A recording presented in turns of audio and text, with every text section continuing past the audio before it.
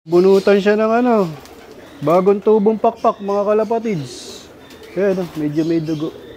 Ba ano to, pagkakalipat dito. Ayan. Napersa ano? Oo.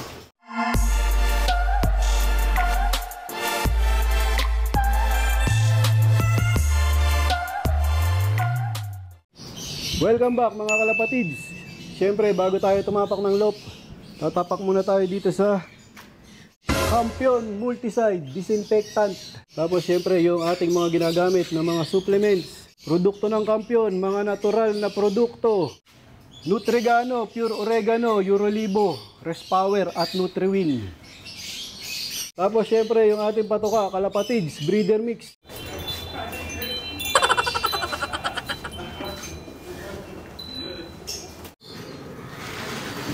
Naihiwalay na ni JJBK ang Sakulam, yung mga pinakabata naming mga ibon, mga kalapatids. Bali, 9 na piraso to mga kalapatids. Ito na lang yung tinuturuan namin. Kasama yung ampon ni Major Pain mga kalapatids. Yun yung magiging pinakahuli namin tuturuan. Ito medyo maayos-ayos na to mga kalapatids. Kaya lang, hindi pa namin sinasabay dito sa talagang mga rumoronda na. Ito yung talagang mga nagre-ranging na mga kalapatids, so umiikot na sa amin. Pero meron ako isang sinabay, nakabatch nung siyam na nandun sa aviary kanina. Ito nga mga kalapatids, Grisel. Aksidenteng napalabas ni JJBK sa Sakulam. Nung pinaubaya ko nga sa kanya yung pagpapakawala. Yan, di niya napansin. Pero nakauwi siya mga kalapatids at nakasabay dito sa mga mas may edad sa kanya. Kaya sinasabay na namin siya. Bali ito na nga yung pinakabata dito. Dahil nga itong Grisel na to ano to, halos pahabol na rin. Ito na lahat yung talagang rumoronda namin mga kalapatids. O yung mga batcher na namin. Tapos ito pa yung isang bata dyan. Pero mas bata yung Grisel dito mga kalapatids. Kapag ka nga galing sila sa ranging o sa ronda mga kalapatids, ito yung una kong tinitingnan dyan. O yung una kong hinahanap, itong itim na white feather. Saka itong pinakabatang Grisel. Kasi yan nga yung pinakabata. Kapag nga bumalik na to mga nagre-ranging mga kalapatids at nakita ko na yung dalawa na yan, kampante na yung loob ko. Kumbaga, kung may mawawala dyan, sila yun mga kalapatids. Kasi nga sila yung mga pinakabata. Pero wag naman sana. Maayos yung ano nila mga kalapatids, yung lipad. Ay batang-bata sila, nakakasabay sila. Tapos ito na nga yung bumalik namin galing sa training nung nakarang south. Ayan o. Ito yung pinaka-tita nung lahat dito. Ito yung pinaka-matanda. Ayan, mamarako, naghahanap ng pares yan mga kalapatids. Kaya lang, wala siya mapili dito. Puro bata pa yung kasama niya. Check natin yung mga palipad sa atin ng mga kaibigan natin mga kalapatids. Ito yung kay J. Rabal Barba. Ito, yan. Ito yung ibon niya. Malakas nga lumipad to mga kalapatids. Tapos ito pa yung isa niya. Yung blue bar. Ito medyo humihiwalay sa grupo. Umuwi ka agad. Pero itong isa na to talagang ito yung mga huling bumababa. O nagbabaan na yung mga kasama niya, siya lumilipad pa. Yan. Tapos ito yung kay Idol JD Pislop, kay JD Lapas. Yan. Dark check. Tapos ito yung kapatid niya mga kalapatids, nandito pa. Ito yan. Tanda ko yan dahil yung mga dulo ng singsing yan, kabisado ko. O yan, dalawa pa rin. Yung ibon nila mga kalapatids, ni JD Lapas at ni Jade Rabal Barba. Parehas palang J yung nagpalipad sa atin, JJBK ang Sakulam. Puro J tapos ikaw J din JJBK. Triple J pala kayo. Papalabasin na natin. Ayan na, binuksan ko na. Bangan natin dito. Yun, di para na. Medyo makulimlim. Madilim sa parte na to mga kalapatids. Ayan may nagpaparonda na rin dito. Ayan ito yung ibon ko. Kalat-kalat pa. Mamaya magsasama-sama na yan. Ayan, ito.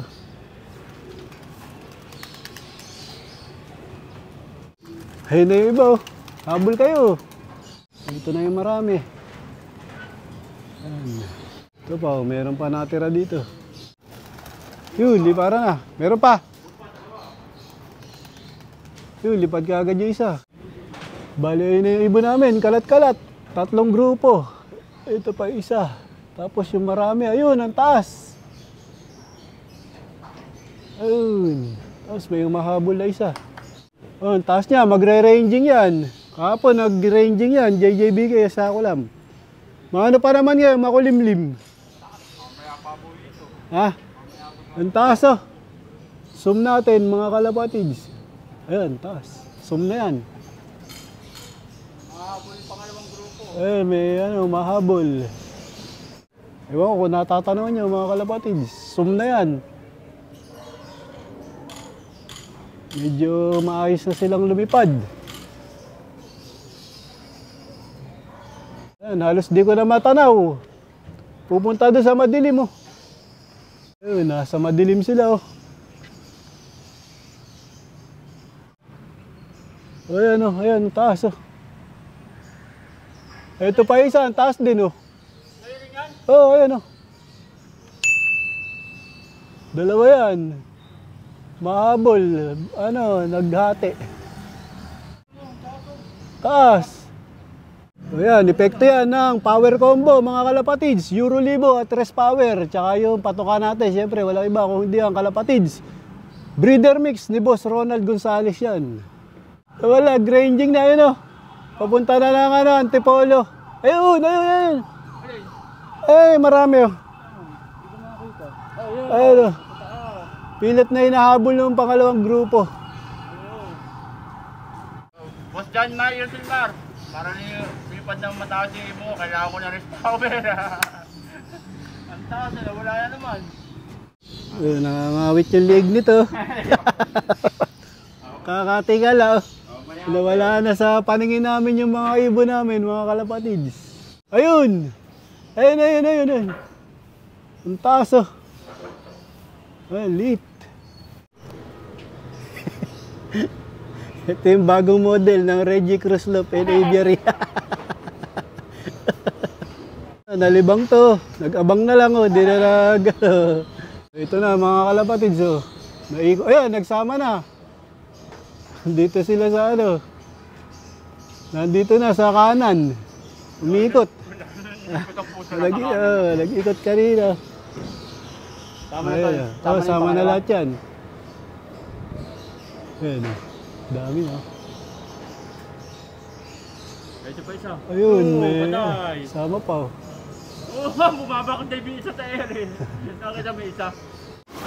Tapos dito tayo sa mga stock na mga barako. Bali ito yung itim mga kalapatids. Nilagay na namin dito. Kaya lang tingin ko naninibago to.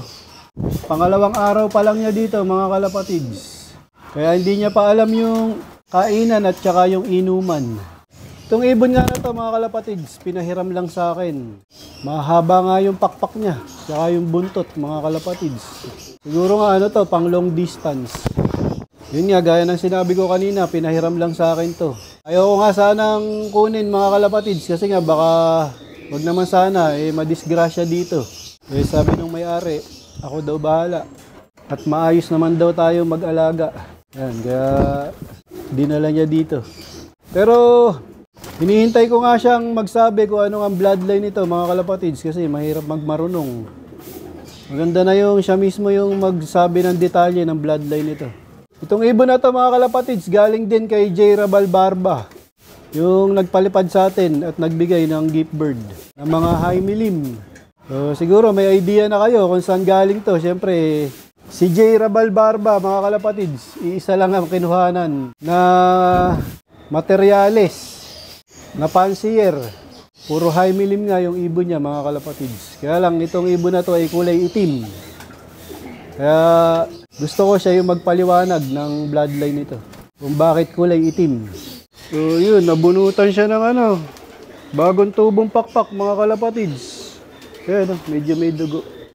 Yan nga yung ano nyo, kasabay na tubo-tubo. Ba ano to, pagkakalipat dito. Hindi pa siya sanay dito sa loop namin mga kalapatids. Di lakihin yung katawan niya pero ang haba ng pakpak. Ayun oh. Ang haba ng pakpak niya, tsaka ng katawan, tsaka ng buntot. Baka ano to, pang long distance. Baka lang Pero hintayin pa rin natin yung may-ari, syempre. Ibon to ni J. Rabal Barba. Yun nga, yung nagbigay sa atin ng mga high milim. Pinalabas ko na rin yung 8 mga bata, mga kalapatids. Kasi nga, ito na yung mga rumoronda namin. Mababa na yung lipad nila. Yan. Lumipad man tong mga bata, makakasabay na nitong mga rumoronda. Ayan, gumanda bigla yung panahon dito. Ayan, sumabay na yung iba. Ayan Mga kalapatids, meron akong bisita, mga pansier ng Muntinlupa. Ako si John Ray de Lima, shoutout sa CSWRPC, kay Madam Corpus at sa Team SB3. Yun. Shoutout mo kay Silvio Antonio. Pangalan mo muna, ano pangalan mo? Nick Wilson po, ng Muntinlupa. Yun. Ano, may love name ka? Slingshot Lobster. Yun. Si Madam. Shoutout po sa mga taga Muntinlupa. Dalaw po kayo dito. Yun. Thank you. Thank you sir, thank you.